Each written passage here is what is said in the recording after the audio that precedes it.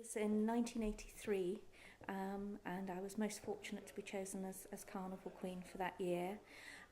In those days, the Carnival was a much bigger celebration, involving a really large parade, and all of the companies of the area took pride in taking part, all the companies and organisations.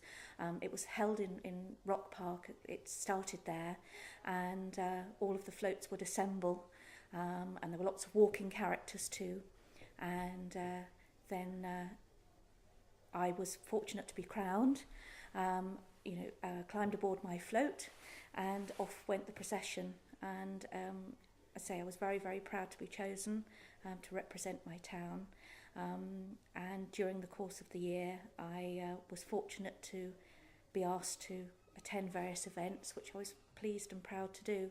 And it's a lovely memory and something that I'll always be proud of, to be a Barhamite, born and bred. And I think it's something you carry with you and keep that pride. There was a lovely lady who was the sort of organiser and coordinator for the Carnival Queens, a lady by the name of Renee Kingdom, and she was a terribly elegant lady. She always reminded me rather of the Queen Mother. I never saw her without a hat and gloves, and she was a stickler for deportment and for the young ladies being turned out nicely. So we were given guidance on how we should walk, and there was a rehearsal held on the eve of the actual carnival in the Rock Park. And she brought her own equipment. She had her bag of items that we would have to carry. The little attendant had to learn to carry a cushion, which the crown would be placed on. And as Queen, I had an old shower curtain pinned to my back to give me the feel of having the train. And we would walk with deportment, and it was all timed. She had a stopwatch, and it was timed so that we would walk along the avenue up to the dais, and we would walk with grace, and it was all very carefully rehearsed, and it had to be to a certain standard. But as a result, it resulted in a really lovely display and gave you that sense of pride that you were being part of something that was, in the history of the town. So it was really lovely, and she was a lovely, warm lady, but a stickler for her rules and traditions, and good on her for being like that. As a mother, I know that the children still get excited about the arrival of the fair. When the fair pulls into town, we all know that, we're in for a good week, and I still think it has that feel.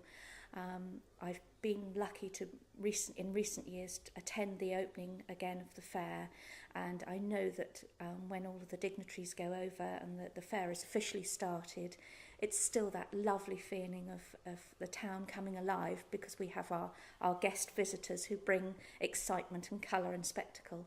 But very much the carnival was a very big event, and as I say, it was a showcase for local companies and organisations at a time of, in the 80s, that there was more prosperity, perhaps that, fuel costs were lower and they were able to provide more lorries and more transport. But it was a sense of pride in these companies and a showcase for them to be able to provide a carnival float to display to the town. The carnival would take about an hour and a half to wend its way around the town. It always seemed a long time, and children would be standing there for a long while.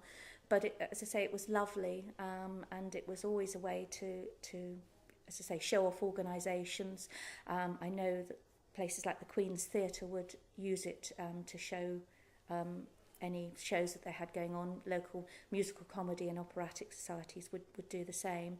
So it was always, as I say, a showcase for what was going on as well. Just really, as I say, a sense of pride in taking part. I think once you do something like that and take part, and also not just as Carnival Queen, I in the past had been on floats or as a walking character, and it's just that lovely sense of tradition, and long may it continue. I think, I lived in the southeast for many years, although I'm proud to come back here to live, and it's something that is unique really to areas like this. A lot of places don't have fairs and carnivals and annual tradition, and I think that's what makes Barnstaple and the surrounding districts, so very unique.